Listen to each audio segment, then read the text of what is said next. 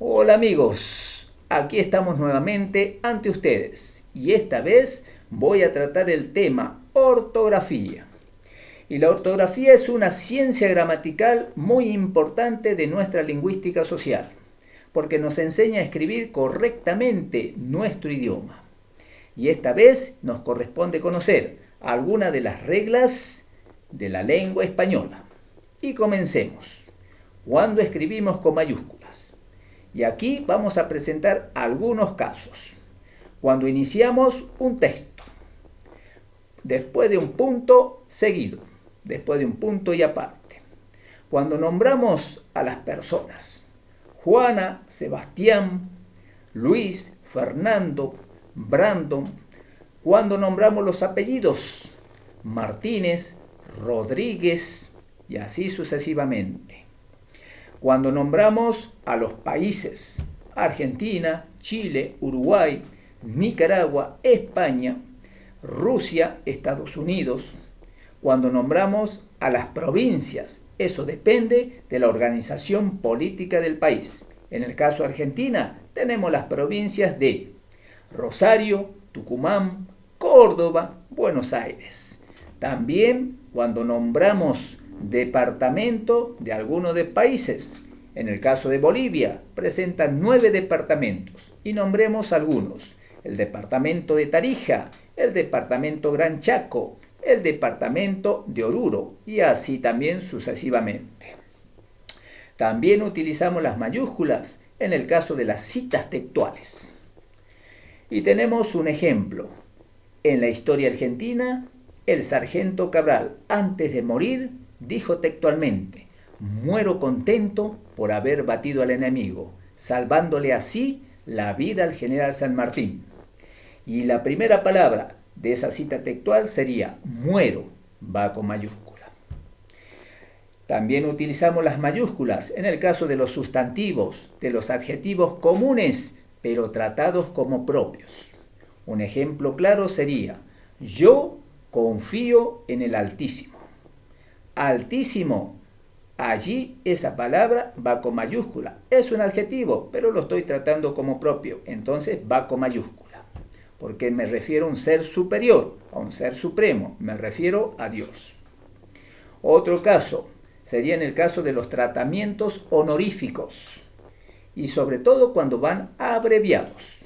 En el caso de doctor, D mayúscula, R minúscula, punto. Su excelencia, S mayúscula, punto, E mayúscula, punto. Y así en todos los tratamientos honoríficos van con mayúscula, sobre todo cuando van abreviados. En el caso que nombremos a establecimientos, a instituciones. Ejemplos: Banco de la Nación Argentina. Tanto los sustantivos como los adjetivos de esa denominación van con mayúscula, menos las preposiciones ni los artículos. En el ejemplo que les di sería Banco Nación Argentina, va con mayúscula. La preposición de y el artículo la no va con mayúscula. Y estos serían algunos de los casos donde nosotros utilizamos las mayúsculas. Bueno, y ahora pasemos a otra parte. Escritura correcta de ciertas palabras. Y vamos a hacer un tratamiento de algunas palabras. Justamente cómo se escriben correctamente. La palabra ¿por qué? Cuando hay razón, o sea, una pregunta, una interrogación, esa palabra va unida y con el acento ortográfico justamente en la final. ¿Por qué no estudias? Va con, o sea, una palabra que va unida. Ahora, cuando la misma palabra es respuesta, causa, consecuencia, va separada. Porque no tuve tiempo. Entonces ahí está la palabra por qué va separada. Cuando se la sustantiva, el porqué de tu futuro no me interesa. Ahí esta palabra por qué va separada. Otro caso, la palabra si no. Si yo utilizo esa palabra como un adverbio de negación, va separada. Si no estudias, no aprobarás los exámenes. Justamente, si no, ahí está el adverbio de negación, si no estudias, no aprobarás los exámenes. La palabra va separada. Ahora, si esa palabra yo la utilizo como conjunción, una conjunción justamente adversativa, entonces va unida. Hoy no iré, si no, iré mañana. Ahí estoy utilizando en esa oración compuesta la palabra si no, pero como conjunción adversativa. Entonces va junta. Y yo, cuando utilizo esta palabra si no, pero entre sí y no puedo intercalar una palabra, entonces va separada. Un ejemplo, si tú, y ahí estoy intercalando justamente la palabra tú, es decir, una forma pronominal complementaria de un pronombre personal. Si tú no estudias, no aprobarás los exámenes. Allí la palabra si no va separada. Y ahora viene un caso más en cuanto a escritura correcta de ciertas palabras. La palabra porvenir, cuando yo la utilizo como un sustantivo, es decir, la sustantivo, entonces esa palabra va unida. Tu porvenir me interesa. O el porvenir de Jorge no me interesa. Es decir, la palabra porvenir va toda unida. Pero yo cuando la utilizo como preposición y como verbo va separada. Un ejemplo, el profesor está por venir. Ahí la estoy utilizando como preposición y como verbo. O el gran artista está por venir. Es decir, va separada. Y estos serían algunos casos de algunas palabras. Justamente cómo tengo que escribir correctamente estas palabras. Y ahora pasemos a otra sesión, a otra parte, justamente tratada por nuestra ciencia, la ortografía. En el caso de los monosílabos, palabras constituidas, estructuradas y sistematizadas por una sola sílaba. Estos monosílabos, por lo común, por regla general, no se acentúan, pero existen ciertas excepciones, ciertas salvedades. Algunos en forma son similares. Entonces, al ser similares en forma, para distinguirlo uno de ambos monosílabos, se acentúa con acento ortográfico, porque en función son diferentes. Y demos algunos ejemplos. El monosílabo o la palabra el, cuando el funciona como artículo, no lleva acento ortográfico. Un ejemplo. El auto de mi padre es negro. Allí estoy utilizando el como artículo del sustantivo auto. No va con acento ortográfico. Pero cuando yo utilizo el monosílabo el como pronombre personal, tercera persona del singular, sí lleva acento ortográfico. Un ejemplo. Él no vino, pero él volverá mañana. Oración compuesta. Él sí va con acento ortográfico. Bien, este sería uno de los casos. Veamos otro caso. En el caso de mi, cuando yo el monosílabo mi lo utilizo como adjetivo posesivo, no va con acento ortográfico. Mi casa tiene un árbol viejo. Un ejemplo. Allí mi sería adjetivo posesivo del artículo casa. No lleva acento ortográfico. Pero cuando mi yo lo utilizo como forma pronominal complementaria, sí lleva un acento ortográfico. Un ejemplo. Él me lo dijo a mí. Ahí está justamente mi, pero funciona como pronombre, no como adjetivo posesivo. Entonces sí lleva acento ortográfico. Otro ejemplo, y este sería en el caso de te. Cuando te, o sea el monosílabo te, yo lo utilizo como un sustantivo, lleva acento ortográfico. Un ejemplo, Juana, ve al almacén y cómprame una caja de té. Entonces la palabra o el monosílabo te lleva acento ortográfico, porque está funcionando justamente como un sustantivo. Juana, ve al almacén y cómprame una caja de té. Bien, pero cuando té funciona como forma pronominal complementaria de un pronombre personal, no lleva acento. Un ejemplo claro sería: te lo digo a ti. Allí está funcionando como pronombre. Entonces no lleva acento ortográfico. Te lo digo a ti. Te, ahí, no lleva acento ortográfico. Y estas serían algunas reglas de cómo los monosílabos o palabras constituidas de una sola sílaba son similares en forma, pero no en función. Entonces, para diferenciarlos, uno de ambos monosílabos lleva acento ortográfico. Y ahora pasemos a la última parte, por esta ocasión, por esta vez. Conozcamos la función de los signos de puntuación, tan importantes cuando escribimos. ¿Y cuál es la función de los signos de puntuación? Marcan pausas, marcan entonación, cuando nosotros transmitimos justamente el mensaje que queremos transmitir. O sea, en cierto modo, realmente nos permiten transmitir lo más correcto posible ese mensaje, gracias a los signos de puntuación. Y algunos signos de puntuación cumplen una sola función, otros 2, 3, hasta 4 funciones. Y es importante conocer las funciones de cada signo de puntuación cuando vayamos a escribir. Y eso nos va a permitir justamente escribir correctamente lo que tengamos que dar a conocer o que tengamos que expresar. Y comencemos con algunos signos de puntuación y sus respectivas funciones. En el caso de las comillas, ¿cuándo utilizamos las comillas? Y las utilizamos cuando utilizamos citas textuales.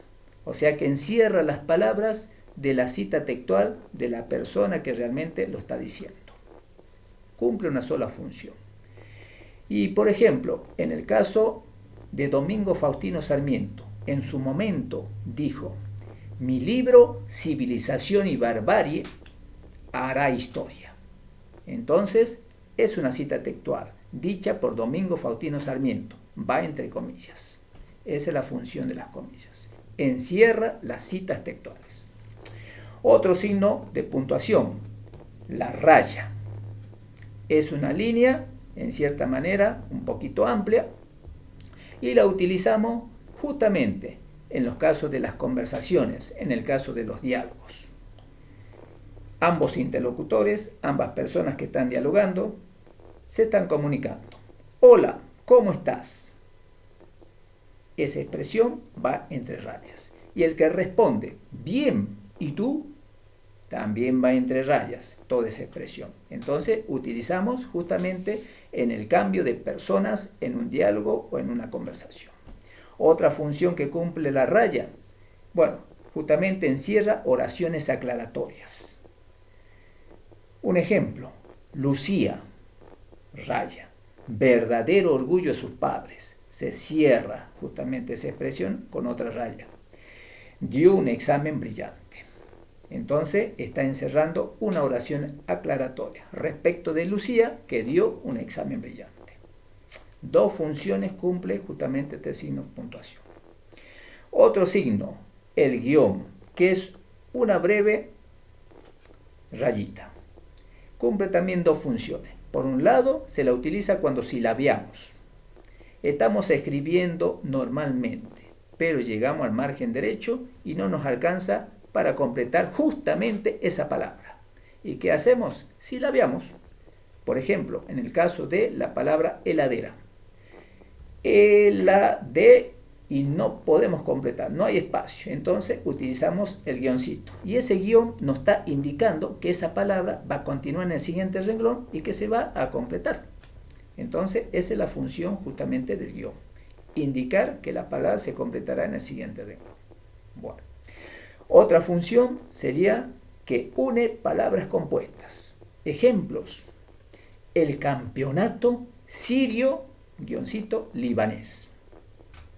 Otro ejemplo, la Argentina. La Argentina Bolivia. Son países de Latinoamérica. Bueno, son algunos ejemplos. Y después también tenemos la diéresis y crema. Es otro signo de puntuación importante.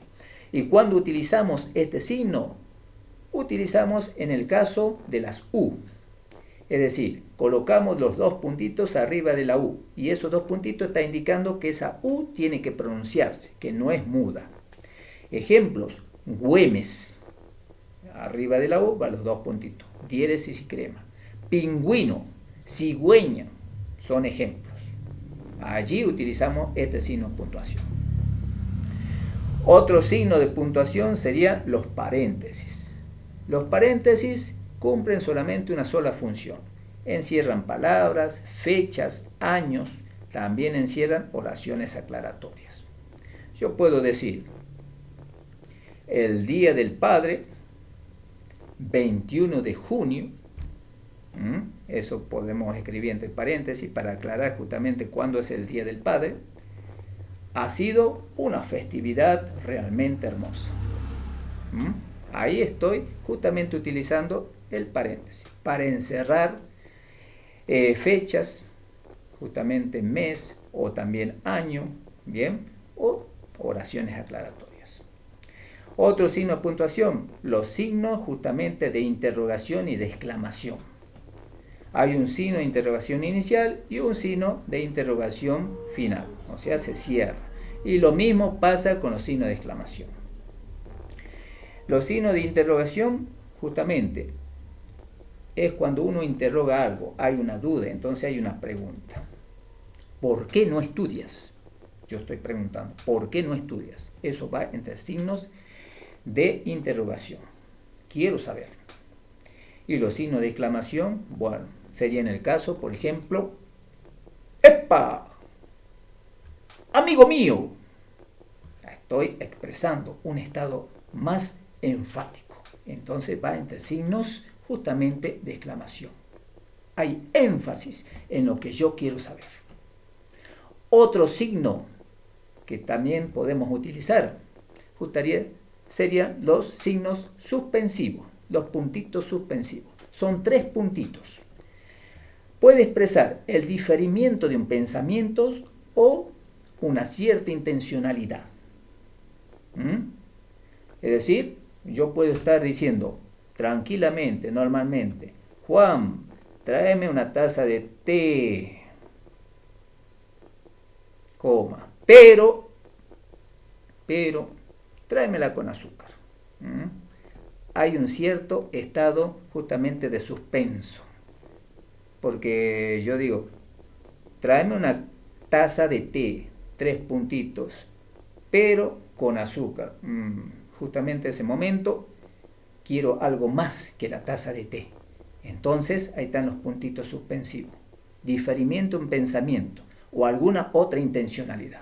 Bien, así tenemos que trabajar los signos de puntuación. Tenemos que conocer bien las funciones, porque cuando escribimos tenemos que utilizar la mayoría de los signos de puntuación. Y entonces vamos a escribir correctamente, lo mejor posible. Bien, cada persona tiene su propio estilo, pero los signos de puntuación tienen que estar presentes. Otro signo de puntuación, bueno, serían los 2 puntos. ¿Cuándo utilizamos los 2 puntos? Y lo utilizamos los 2 puntos en el caso de las citas textuales. Antes de la cita textual, siempre le precede los 2 puntos. Entonces, es una de las funciones de los 2 puntos. Precede a una cita textual. Otra función de los 2 puntos serían los encabezamientos de las cartas. Ejemplo, señor director, 2 puntos. Querido padre, 2 puntos. Con mi mayor consideración, 2 puntos. Encabezamiento de cartas. Y una función más cumple los 2 puntos. También lo podemos expresar cuando es una consecuencia de lo ya expresado. Un ejemplo. Yo luché durante toda mi vida y logré lo que realmente quería. 2 puntos. La felicidad.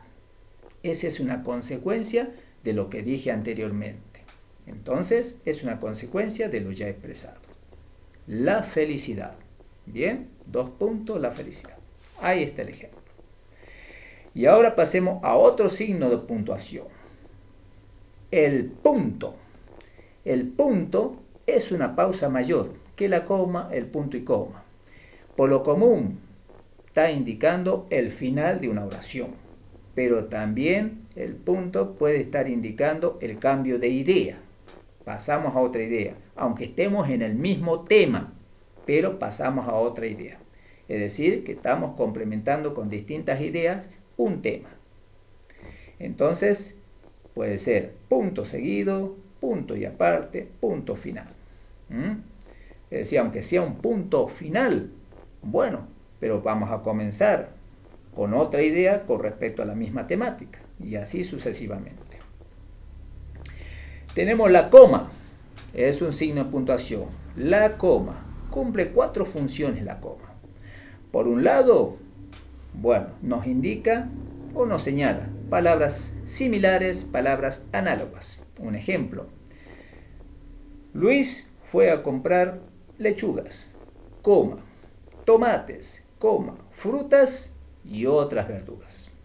Entonces está señalando palabras análogas, similares. Otra función puede estar encerrando una oración aclaratoria. Un ejemplo. Bueno, podemos decir Salta, coma, provincia del norte argentino, coma, realmente tiene bellos paisajes. Allí estoy encerrando una oración aclaratoria entre comas y me estoy refiriendo a Salta como provincia de la Argentina. Bien, esa sería la otra función. Una función más. Reemplaza justamente un verbo. Bien, un ejemplo. Juan estudia música. Punto y coma. Luis, coma, historia. Es decir, está indicando la omisión de un verbo. No tenemos que escribir el verbo, colocamos la coma. Entonces está reemplazando un verbo. Luis, coma, historia. En vez de decir Luis estudia también historia. No, Luis, coma, historia. Bueno, esa sería la otra función. Y la última función de la coma sería que separa oraciones breves. Oraciones breves. Ejemplos. Bueno, tenemos en el caso de Lucía está cosiendo, coma. Brandon está jugando a la pelota, coma. Luis está escuchando música, punto final. Separa oraciones breves. 4 funciones cumple justamente la coma como signo. Y el último signo que vamos a tratar por ahora sería el punto y coma, que es una pausita mayor que la coma. Pero ¿cuál es la función del punto y coma? Bueno, por un lado significa de que estamos escribiendo y en cierto modo colocamos punto y coma. Es decir, yo puedo decir el amigo está jugando fútbol, punto y coma. Lucía está estudiando, o sea que hay un cambio de idea. Lucía está estudiando, es decir, es algo diferente a lo que está haciendo su hermano, punto. Bien, entonces allí punto y coma señala el cambio de ideas diferentes. Y otra función va ante la preposición pero también ante la conjunción adversativa más. Entonces yo puedo estar escribiendo Rodríguez está estudiando, coma, pero Luis lo está observando. Allí está cumpliendo esa función la coma. Y serían justamente 2 funciones que cumple el signo de puntuación coma. Y con esto hemos conocido algunas de las reglas posibles de la ortografía. Por supuesto que hay muchas más, pero en cierto modo conocerlas todas a veces es imposible. Es como decía justamente un gran científico: aún los abogados no conocen todas las leyes, pero sí las leyes de su especialidad. Entonces, en nuestro caso, conozcamos la ortografía, lo más necesario, lo más fundamental, es decir, lo que necesitemos para poder escribir correctamente nuestro idioma nacional. Pero no pretendamos conocer el 100% de nuestras reglas, que a veces es imposible, pero que en un 70, un 80% nos es suficiente para poder comenzar a escribir y comunicarnos correctamente con otras personas, pero textualmente. Gracias por todo y será hasta la próxima.